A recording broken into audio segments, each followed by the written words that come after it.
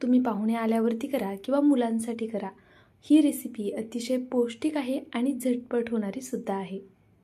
तर पहा, या रेसिपीसाठी आपल्याला सगळ्यात आधी लागणार आहे एक लहान आकाराचा कांदा. इथे कांद्याची मी साल काढून घेतली होती आणि त्यानंतरनं कांदा मिक्सरच्या भांड्यामध्ये असा कट करून घातलेला आहे, कारण आपल्याला तो वाटून घ्यायचा आहे. त्याचबरोबर मी इथे एक लहान वाटी भरून पावटा घेतलेला आहे, तो आपण या मिक्सरच्या भांड्यामध्ये घालून घेऊया. तर पहा, तुम्हाला ही रेसिपी किती जणांसाठी करायची आहे त्यानुसार तुम्ही पावट्याचं प्रमाण कमी जास्त करू शकता. मी ही रेसिपी 3 जणांच्या नाश्त्यासाठी करते आहे. तर पहा, आता यामध्ये मी एक हिरवी मिरची घालते आहे. तिखटानुसार मिरच्या घालायच्या. खरं तर मी इथे 2 हिरव्या मिरच्या घालणार आहे. तर इथे मी 2 हिरव्या मिरच्या घालून घेतल्या. त्यानंतरनं एक लहान असा अद्रकचा तुकडा घेतलेला आहे, तो सुद्धा आपण यामध्ये कट करून घालूया. पावट्याची ही रेसिपी तुम्ही कधीच केली नसणार आहे. आज ही रेसिपी आपण नाश्त्यासाठी करतोय. तुम्ही मुलांच्या टिफिनला सुद्धा ही रेसिपी करू शकता. मग मिरचीचं प्रमाण थोडं कमी ठेवा. तर पहा, इथे मी आता थोडीशी कोथिंबीर घालून घेतली. त्यानंतरनं पांढरे तीळ घालायचे. तीळ जरा भरपूर घाला, म्हणजे कसं आता थंडीचे दिवस आहेत, थंडीमध्ये तीळ हे खाल्लेच पाहिजे. तर इथे मी जवळपास 4 चमचे इतपत तीळ घातले. लहान चमचे आहेत तर 4 चमचे तीळ घातले आणि 1 वाटी भरून इथे आता रवा घालते आहे. ज्या वाटीने आपण रवा घेतला होता ना, त्याच सेम वाटीने 1 वाटी पोहे घ्यायचे आहेत. तर पहा, इथे मी पोहेसुद्धा या मिक्सरच्या भांड्यामध्ये घालून घेणार आहे. मिक्सरचं भांडं आता तुम्हाला खूप भरलेलं वाटत असेल, पण आपण यामध्ये थोडंसं पाणी घातलं आणि हे वाटून घेतलं की बरोबर हे आपलं वाटलं जाणार आहे. तर पहा, आता मी यामध्ये गरजेनुसार थोडं पाणी घालते. अर्ध्या ग्लासालाही थोडं कमी इतपत मी यामध्ये पाणी घालून घेणार आहे.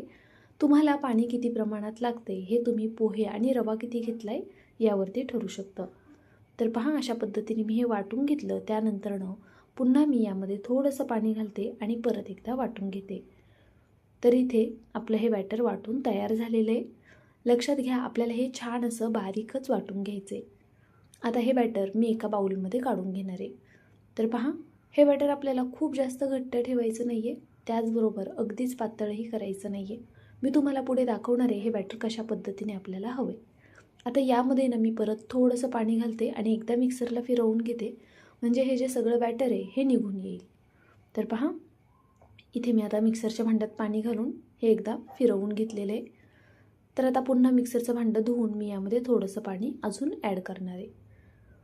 तुम्ही गरजेनुसार पाणी घाला. रवा आहे, रवा फुलणार, त्यामुळे त्यानुसार पाणी घालायचं, पण खूप पातळ करायचं नाही.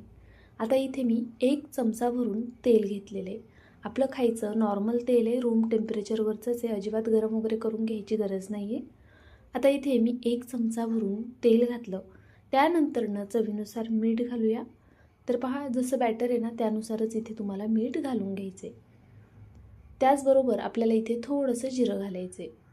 पाहू शकता, तुम्ही हवं तर जिरं वाटताना घातलं तरी चालेल, पण अशा पद्धतीने घातलं ना की त्याचा जो फ्लेवर आहे तो जास्त छान येतो. तर पाहू शकता तुम्ही, इथे आता आपल्याला हे फेटून घ्यायचे. कमीत कमी 3-4 मिनटं तरी हे असं सतत हलवत राहायचे आणि छान असं फेटून घ्यायचे.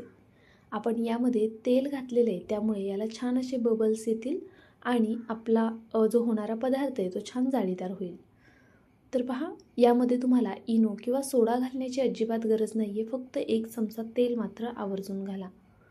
आता मी इथे थोडंसं पाणी घालून पुन्हा एकदा हे फेटून घेतलं. तुम्हाला इथे दाखवते मी, पहा किती लहान लहान बबल्स असे आलेले आहेत यावरती. तर आता एक पॅन गरम करण्यासाठी ठेवला आहे, याला तूप, बटर किंवा तेल लावून घ्यायचं. आता मी असं व्यवस्थित सगळीकडे हे तेल लावून घेते आणि त्यानंतरनं यावरती आपल्याला डोसा घालून घ्यायचा आहे. आता याच सेम बॅटरपासून तुम्ही इडलीसुद्धा करू शकता, आप्पेसुद्धा करू शकता. तर पहा, इथे मी आता 1-2 पळ्या बॅटर घालून घेतलं आणि त्यानंतरनं अगदी अलगद हाताने हे पसरवून घेऊया. आता तुम्ही एकदम पातळसुद्धा याचे डोसे करू शकता बरं का, अगदी सहज निघतात. मला इथे मुलाच्या टिफिनला द्यायचे होते हे डोसे, त्यामुळे मी थोडेसे जाडसर केलेले आहेत. पण जर तुम्हाला घरी खाण्यासाठी करायचे असेल ना लगेचच, तर थोडे पातळ केलेत तरीसुद्धा चालणार आहेत. वरतून मी अगदी थोडंसं तेल घातलेलं आहे आणि आता झाकण ठेवूया आणि मीडियम फ्लेमवरती हा डोसा 1-1.5 मिनटं होऊन देऊया. तर पहा, इथे 1-1.5 मिनटं झालेलं आहे. आता आपण झाकण काढूया आणि पुन्हा डोसा काही सेकंद तसाच ठेवूया. याची वाफ निघून जायची वाट पाहायची, म्हणजे मग डोसा असा सहज पलटी करता येतो. आता आपण तेल लावताना अगदी कडेला मी तेल लावलं नव्हतं, त्यामुळे ह्याच्या ज्या कडा आहेत ना त्या थोड्याशा अशा चिकटल्या गेल्या होत्या. पण बाकी बघा मध्ये वगैरे कुठेही डोसा चिकटलेला नाही आहे. याला थोडंसं तेल तर लावावंच लागणार आहे. आपण कडेपर्यंत तेल लावून घ्यायचं, म्हणजे मग डोसा छान असा व्यवस्थित निघला जातो. तर पहा, वरतून खूप छान कुरकुरीत असा हा डोसा तयार झालेला आहे. दुसरी साईडसुद्धा मी जरा भाजून घेणार आहे. थोडंसं तेल लावून घेतलं आणि 1 मिनिटानंतरनं पुन्हा हे पलटी करून पाहूया. तर पहा, इथे ना मला हा डोसा थोडासा अजून भाजला गेला पाहिजे असं वाटतंय, थोडा नॉर्मल कच्चा वाटतोय. त्यामुळे मी परत एकदा खालची साईड भाजून घेणार आहे. आपण यामध्ये वाल जे आहेत ते कच्चे वापरलेले आहेत, बाकीचे पदार्थ लवकर शिजतात, पण वाल शिजायला थोडा वेळ दिला पाहिजे, त्यामुळे मी इथे बारीक गॅसवरती याला जरा वेळ होऊन दिलेले आहे.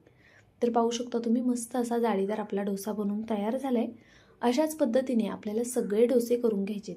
आता हे डोसे तुम्ही मुलांच्या टिफिनला द्या किंवा मुलांना नाश्त्यासाठी करा. पाहुणे आल्यावरती नेहमीचे पोहे उपमा करण्यापेक्षा काहीतरी वेगळा नाश्ता जर वाल घरामध्ये असतील तर नक्की करून पहा. वालाचे असे डोसे तुम्ही यापूर्वी कुठेच पाहिले नसतील. यूट्यूबवर सुद्धा तुम्हाला ही रेसिपी मिळणार नाही. जर सर्च केली तर फक्त माझी रेसिपी येईल वालाचे डोसे म्हणून.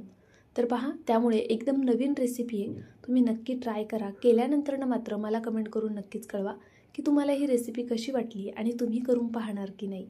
खरं सांगते, अजिबात कळत नाही की ही वालापासून बनलेली आहे. सेम हेच डोसे तुम्ही वाटाण्यापासून सुद्धा करू शकता किंवा मग इतर कोणत्याही भाज्यांपासून करू शकता.